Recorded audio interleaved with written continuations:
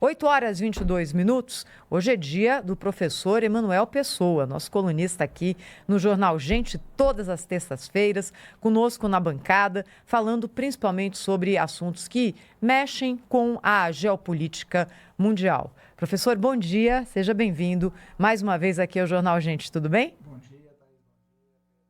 Bom dia a todo mundo. Estava aqui olhando as notícias do dia, né? O dia está animado. O dia está animado. E ontem o dia foi animado também, quando a gente olha para a geopolítica, não é, Emanuel? Porque a China deu uma sinalização para o seu sistema financeiro, dizendo o seguinte: tirem o pé dos títulos dos Estados Unidos. E isso faz o quê? Com que o dólar perca valor. E é por isso que ontem, aqui na terrinha, aqui no nosso país, o dólar fechou na sua cotação mais baixa dos últimos anos. Queria que você explicasse o que é que está acontecendo, Emanuel, e o que isso pode trazer como consequência dentro desse jogo geopolítico que não é para amador envolvendo Estados Unidos e China. O governo americano tem absolutamente todo o interesse em que o dólar se desvalorize. Nesse ano de 2025, porque o ano fiscal americano é diferente, né? O nosso ano fiscal é 1º de janeiro a 31 de dezembro, deles é 1º de setembro a 1º de setembro. No ano de 2025, o déficit externo americano, ou seja, compras e vendas, caiu quase 77%. Isso veio das tarifas e de uma desvalorização do dólar. Então, os americanos querem desvalorizar o dólar para melhorar o déficit, mas eles querem fazer isso sem aumentar a taxa de juros.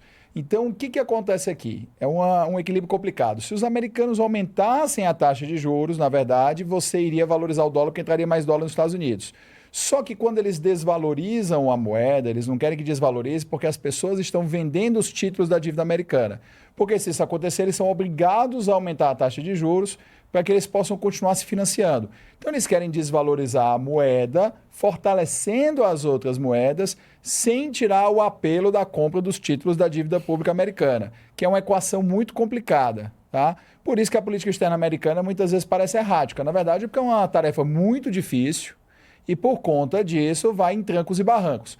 Quando a China, que é um dos maiores, se não o maior, né, tem que ver se é a China ou o Japão, mas são os dois maiores detentores de títulos da dívida pública americana, e o Brasil também é um grande detentor, o Brasil tem aí mais de 250 bilhões de dólares da dívida americana nas nossas reservas, a gente entende que o seguinte: os títulos americanos aumentando a oferta no mercado, naturalmente os americanos precisam aumentar a taxa de juros para tornar mais atrativa a compra desses títulos, já que os chineses vão diminuir a sua exposição. Na China, uma recomendação do governo é praticamente uma ordem, porque é para onde sopra a orientação da economia. Então isso vai fazer com que os americanos tenham que aumentar a sua taxa de juros. E aí é uma equação complicada para eles, porque se aumenta a taxa de juros, ao longo do tempo, isso estimula mais entrada de dólares, o que vai acabar piorando a questão da compra e venda das exportações e importações. Então, os americanos estão tentando se equilibrar porque eles não conseguem resolver o problema do déficit público interno. Então, eles precisam pelo menos resolver o déficit externo para tentar equilibrar as contas. Então, parece confuso porque é. Então, eles estão num momento que parece que é o Haddad lidando com a economia americana. Eles precisam fazer matemática. Então, professor, muito bom dia. Sobre essa questão da baixa do dólar, né, isso tem a ver, portanto, com a economia americana, né, e não com a economia brasileira. É bom isso deixar muito claro, e tem a ver também com essa invasão de investidores estrangeiros em busca de comprar ações no mercado brasileiro que estavam muito baratas. Ainda continuam baratas, mas já estiveram muito mais antes dessa invasão americana. Eu gostaria de saber, se você pudesse explicar aqui para os nossos ouvintes e também assinantes, em que medida isso é positivo para a economia brasileira. Cláudio, os ativos brasileiros são baratos há muito tempo e mesmo assim não vinha uma quantidade grande de investidores, como está vindo agora, comprar os nossos ativos. A gente tem um dos maiores FDI, né, que é investimento direto estrangeiro do mundo. Obviamente não é tão alto quanto o da China ou dos próprios Estados Unidos, mas é bastante alto comparativamente. Algumas, obviamente, tudo depende de como você olha o ranking, porque tem gente que olha o ranking investimento A, B ou C, mas se você, por exemplo, considerar todos os investimentos, inclusive em filiais, só na China a Apple investe 50 bilhões de dólares por ano. Então só isso chega bem perto do total de investimento estrangeiro direto que tem no Brasil. Então, o ponto aqui central é assim, Cláudio, não é só porque os nossos ativos estavam baratos, é uma questão de percepção de risco.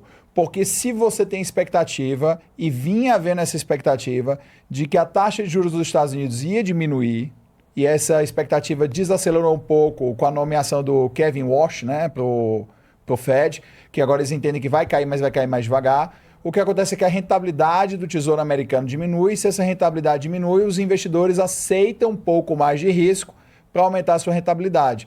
E se eles aceitam um pouco mais de risco, eles vão para onde? Países emergentes.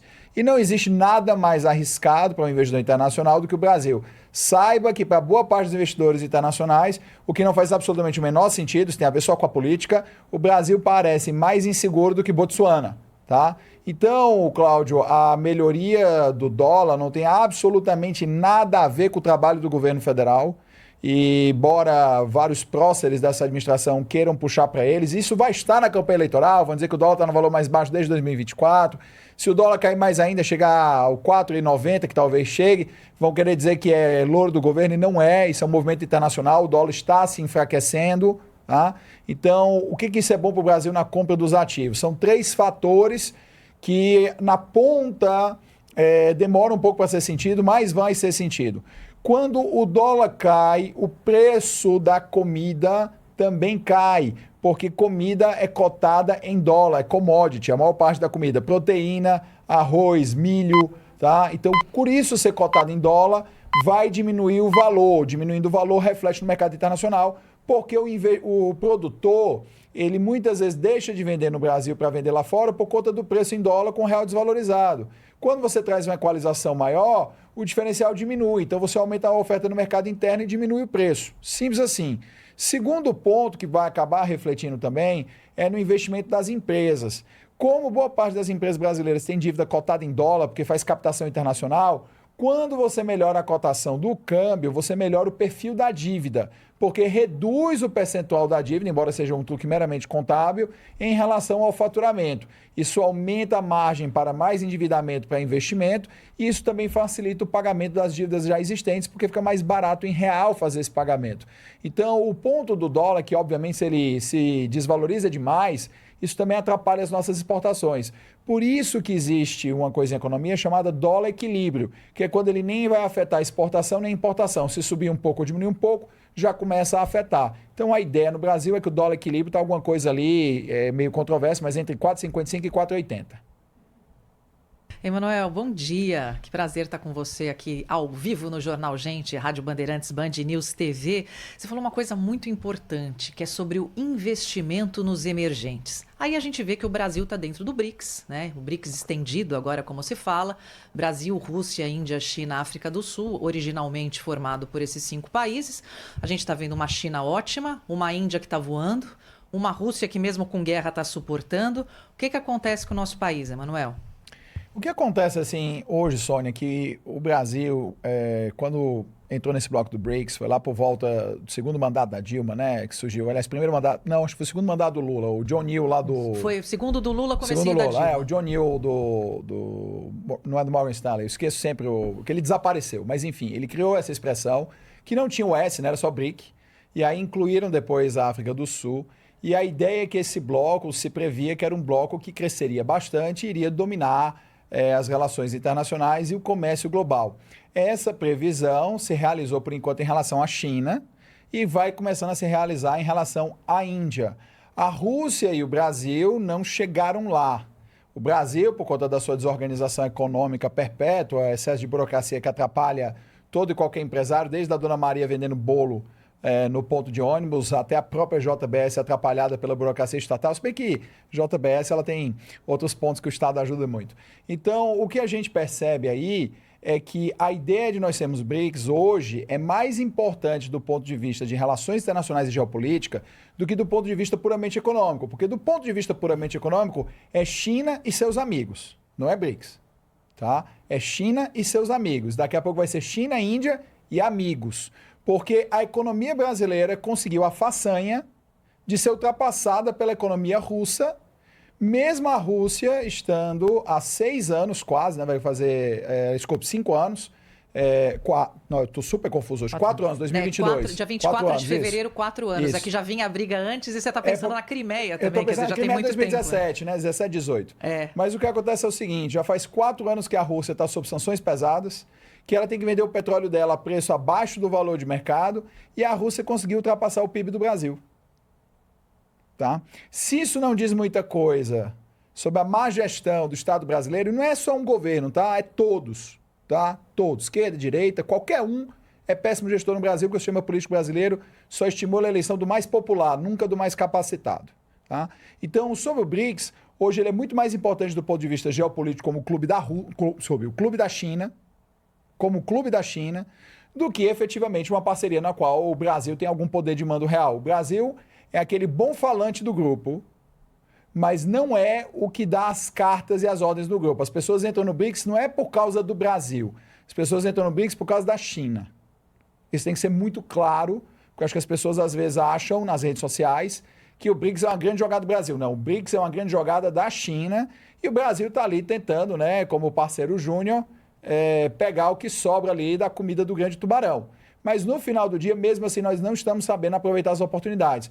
Não entramos em grandes acordos econômicos com os países do BRICS, não estabelecemos grandes tratados, é basicamente um clube de relações internacionais. Precisa de mais aplicação prática. O Brasil já poderia ter absorvido muito mais benefícios dessa disputa entre China e Estados Unidos, mas por conta de politicagem, nós não absorvemos nada. Veja que vai ter o investimento lá em terras raras em Araxá para exportação. Não foi extraído refino, não foi extraído fábricas para virem para cá, não foi obtido nada. No momento que os americanos estavam com um pires na mão, desesperados por terras raras, nós simplesmente concordamos em exportar por conta de vantagens bobas, imediatas no Brasil para alguns personagens. Então, o que a gente tem que entender sobre o BRICS, Sônia, é que ele precisa efetivamente se traduzir em benefícios práticos para a população brasileira. Porque, do contrário, vai continuar sendo China e seus amigos.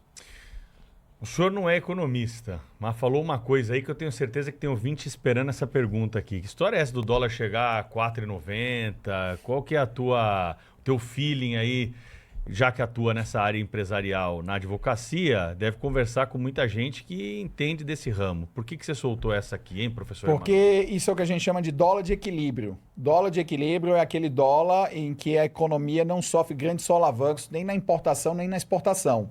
E esse dólar de equilíbrio, tá? Ele é, no Brasil, alguma coisa entre 4,55 e 4,80. Isso não é um pontuamento meu, isso é pontuamento de investidores. Se eu fosse pensar em termos do que é o dólar, do que seria a cotação correta, eu aplicaria a ideia do McDollar. O McDollar é um dólar que leva em consideração o preço do Big Mac, da oferta número 1 do McDonald's no mundo todo, porque a cadeia logística para fazer o McDonald's, para fazer o Big Mac, é uma cadeia complexa, envolve centenas de setores da atividade econômica e por isso ele refletiria mais ou menos de forma adequada o custo de vida em cada país. Então, se você parar para pensar hoje, a oferta número 1 em Nova York é 14,47 dólares. Então, em São Paulo, eu não tenho filhos, eu não sei. 20 e pouco, Não, né? 20 e pouco é o sanduíche. A oferta, o combo. O combo. Acho que o combo aqui é R$50, 52. Tudo isso? Eu acho que é alguma pra coisa Sônia assim. eu não vou perguntar, porque a Sônia é fitness. Lá nem deve comer Não, McDonald's. mas eu acho que em Paris o pessoal deve olhar pro McDonald's e vai fazer assim, ó. Então, Aqui eles só não jogam pedra porque não é civilizado. calma, a gente vê muita gente jogando pedra em Paris. Fala aí que eu vou pesquisar. Pesquisa. Aí se você fizer essa conta, você teria que, para entender o que é o câmbio do padrão de vida do McDollar, você teria que dividir o preço da oferta no Brasil, do número 1, pela oferta nos Estados Unidos, que é 14 dólares e 47 em Nova York. Com isso, você teria mais ou menos o que seria o dólar da paridade do poder de compra, alguma coisa parecida com isso. Então, o nosso dólar da paridade de compra seria alguma coisa entre 3,50, 3,60, por aí. Isso faz com que quando você analise o chamado dólar PPP, que é o dólar da paridade do poder de compra, que equaliza mais ou menos o valor real das moedas, a economia brasileira não seria só de 2 trilhões e 200 bilhões de dólares, como é hoje com o nosso câmbio. Aliás, com essa valorização deve chegar a uns 2,5. A economia brasileira seria um pouco maior do que 5 trilhões de dólares em paridade do poder de compra. Assim como a economia chinesa seria de 40 trilhões de dólares. E a economia russa seria de quase 8 trilhões de dólares. Sua nutricionista vai ficar feliz com você, que errou o preço do Big Mac. Ainda bem. Não e da a minha vai ficar oferta. triste comigo. Mas é que Você tá no Não, mas Kita, posso né? contar Você um segredo aqui da mais barato. França, Emanuel? 35 Não, reais. no aplicativo é mais barato. Mas não muda 20 Ué, reais. Não, Nossa, eles, como não eles muda no adoram, câmbio, eles Pedro? adoram um fast food aqui, viu? Eles só não contam aqui Pedro, na França. muda. Gostam, E você olhar no faz sucesso. aplicativo, muda muito, porque é o seguinte, lá na China, Tá o bom. Kita, que é o Meituan, né? Em Quando a vez gente... de churrasco, nós vamos lá no Não, McDonald's. você lá tá pra louco. ver. Não. Quando você vai na China, você compra no Meituan, que é o Kita que tem aqui agora, o Big Mac lá, Pedro, a oferta é mais ou menos 15 yuan, mais ou menos 10 reais mais barato do que é no próprio McDonald's. Então tem que olhar lá no McDonald's para fazer a conta do Tá, McDonald's. mas vamos fazer a conta do dólar. E quanto você falou que é lá nos Estados Unidos? 14? 14,47, o número 1. 14,47 vezes... Não, você tem que dividir o valor no Brasil. Aí dividido por 5... Não, calma. Quanto que tá o dólar? Não, você tem que multiplicar. Sou de humanas, Você gente. tá ruim na Multiplicar. matemática. Você tá dividindo, multiplicando. 5,28, né? Pra saber quanto seria aqui no Brasil. verdade- 76 reais. Na verdade tá 5,18, mas tá bom, dá uns 70 reais, exatamente. Então, se nós tivéssemos as moedas, realmente o Brasil e o dólar bem alinhado, o Big Mac no Brasil seria, a oferta seria 70 reais, mais ou menos, tá? E não é 50, isso quer dizer que a moeda brasileira está desvalorizada. A moeda brasileira, no poder real de compra, que se compra com real, vale um pouco mais. O que às vezes o cidadão brasileiro não sente o poder de compra do real melhor do que o câmbio é por conta do imposto. Porque esse copinho aqui, que outro dia eu derrubei água no Pedro sem querer, esse copinho aqui no Brasil vai custar uns 20, 30 reais numa loja. Enquanto que na China você compra online por R$1. Então lá ele tem a sensação real de que o poder de compra dele é bom. E aqui a gente não tem porque a tributação do consumo distorce tudo. O Brasil é um país ferrado. Não é só por causa da burocracia nem nada, mas é porque o governo, e não é esse, são todos, fizeram uma escolha maldita, que é tributar o consumo de você que está assistindo a gente, da gente que também da bancada, em vez de tributar a renda. Então, no Brasil, um iPhone custa 100% a mais que nos Estados Unidos, mas é só imposto. Um copo no Brasil custa 4, 5 vezes mais do que na China, é só imposto. Tem um pouco de logística, mas o fator predominante aqui é imposto. O empresário que está lá no agronegócio na ponta na soja, ele não pega o lucro da soja e reindustrializa o Brasil como os barões do café fizeram, porque ele vai se ferrar com burocracia e com tributação. Então ele prefere continuar na soja, que é exportada e não tem tributo. E ele já fez a mesma coisa há 30 anos, ele não vai correr risco. Do contrário, você acha que o pessoal lá, por exemplo, da Fazenda Bom Futuro, maior produtor de soja do mundo, você acha que eles não iam montar um monte de fábrica se desse lucro? Ninguém é bobo. Os caras chegaram num lugar que não tinha nada, só tinha mato, fizeram a maior plantação de soja do mundo, eram agricultores imigrantes, pobres e simples do sul, e fizeram tudo isso. Você acha que eles não iam montar indústria se não fosse lucrativo? Então esse é o problema. Porque, por exemplo, a televisão que você está assistindo a gente, se ela custa R$2.000, você não pode pagar R$2.000, você financia nas Casas Bahia, vai pagar R$3.200 em 4 anos. Se você tivesse um imposto igual nos Estados Unidos, essa televisão ia custar R$1.070.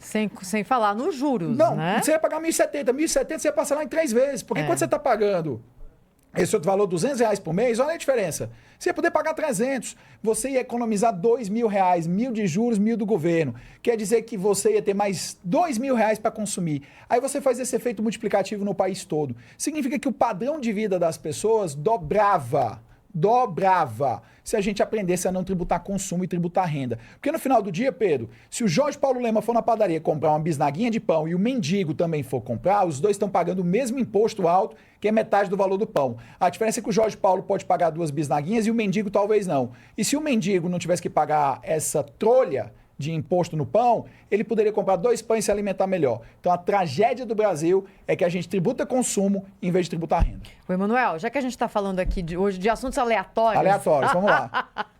A gente fala muito da China, como que a China fez, como criou o seu mercado de consumo, como conseguiu ser o maior exportador do mundo, mas a gente fala menos da Índia, que é um país que está crescendo demais, hoje já tem a maior população do mundo, faz parte dos BRICS e que, olha, naquelas simulações de PIB, em algum momento, vai incomodar. Em 2050 a Índia vai ficar empatada com China e Estados Unidos, né? São as Então, previsões, 2050. Narendra Modi O que prometeu eles estão isso. fazendo na Índia? Porque na China a gente já entendeu. Na Índia, o que está acontecendo por lá? Assim, só para entender por que a gente não fala da Índia, tá? 15 anos atrás a gente também mal falava da China. A gente não fala dos casos de sucesso quando estão acontecendo. A gente só fala dos casos de sucesso quando já aconteceram. Porque no final do dia, infelizmente, a tendência da natureza humana é ser engenheiro de obra pronta. Tá? Então ninguém falava do Uber lá nos Estados Unidos quando o Uber estava crescendo. Foi só quando ele estava em todo lugar, de repente todo mundo sabia o que era e falava disso. Aqui no Brasil funciona de forma parecida. Por exemplo, aqui em São Paulo não tem um supermercado chamado G Barbosa. tá? Domina lá no Maranhão, Norte e Nordeste, uma família que tem 8, 9, 10 bilhões de reais de patrimônio. Todo mundo naquela região conhece. Aqui ninguém ouve falar, mas lá todo mundo conhece porque tem posição dominante. Se um dia eles vierem para cá e tiverem posição dominante aqui, todo mundo também vai ouvir falar. E vai parecer que é uma história de sucesso de um dia para o outro, enquanto na verdade é 40 anos de construção. Então, no caso da Índia, o que acontece é o mesmo efeito da China. Investimento massivo em educação, mercado consumidor gigantesco e alavancagem muito clara de fatores de produção que eles possuem em abundância. No caso da Índia, são 3 que são muito importantes. Primeiro, os indianos têm uma mão de obra bem mais barata do que a chinesa. Então, o fator da mão de obra ainda ajuda. Segundo ponto, a Índia fez investimentos colossais em matemática e programação. Hoje, a maior parte dos programadores do mundo vem da Índia. Então, se você tem uma empresa de software, você precisa expandir, se você puder, você contrata uma empresa indiana. E o terceiro ponto é que a Índia tem um sistema de trens, embora bem ultrapassado comparativamente com a China, mas tem um sistema de trens muito grande, tá? Acho que a colonização britânica normalmente é uma tragédia, mas nesse ponto deixou essa cultura de trens na Índia. Então eles têm uma facilidade de mover mercadorias de um lado para o outro, o que ajuda a formar clusters industriais. O Brasil, até uns 20 anos atrás, tinha menos linhas ferroviárias do que tinha no Império. Tá? Então o Brasil não consegue integrar as regiões. Olha o ridículo do que acontece no Brasil. A moto é fabricada na Zona Franca de Manaus. Ela vem para São Paulo por questões tributárias, aí ela volta para ser vendida numa loja em Manaus. Você quer ver outra coisa patética que acontece no Brasil?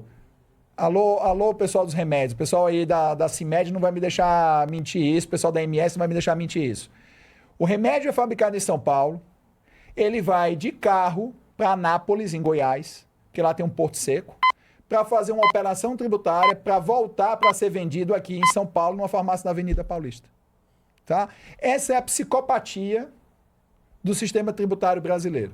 Então, se você quer a grande definição do que é um psicopata, é se o sistema tributário brasileiro fosse uma pessoa, é um psicopata. Porque ele simplesmente abusa das suas vítimas a todo momento. Então, a Sônia está rindo, mas é um fato. Sônia, se o sistema tributário brasileiro... Não, é rindo de nervoso, é rir para não chorar, mas Sônia, se o sistema tributário brasileiro, de verdade, se o sistema tributário brasileiro fosse uma pessoa... Não é que ele era narcisista. Ele era psicopata. Entendeu? Ele quer ver o mal. Ele se diverte vendo o mal na vida das pessoas, se ele fosse um ser humano. Porque é completamente desproporcional. Só o Brasil tem essa maluquice. Não é manicômio. As pessoas precisam dar nome certas palavras. É psicopatia. Gente morre de fome por causa do sistema tributário. Gente não compra remédio por causa do sistema tributário. Gente não se trata por causa do sistema tributário. Você não consegue terminar de construir a sua casinha, que você está comprando ali um tijolinho, um cimentinho, né? Aquelas sacos lá da Votorantim para fazer cimento em casa, porque você não consegue escapar do psicopata. Então, o problema no Brasil é complexo, mas ele começaria a ser resolvido olhando o que os outros países fazem. Então, a Índia é um país muito mais complicado que o Brasil. Então, como se a Índia fosse fácil, eles falam centenas de línguas, tem o inglês para unificar, mas falam centenas de línguas. E uma condição social muito tem uma condição social muito abaixo da brasileira, né? como a China tinha, Sim. condição pior do que a nossa. Só que as pessoas esquecem o milagre. Vou parecer aqueles assessores de investimento picareta agora. As pessoas parecem que esquecem o efeito miraculoso dos juros compostos ao longo do tempo. Então, se você faz melhorias incrementais, é óbvio que com o tempo vai dar grandes resultados.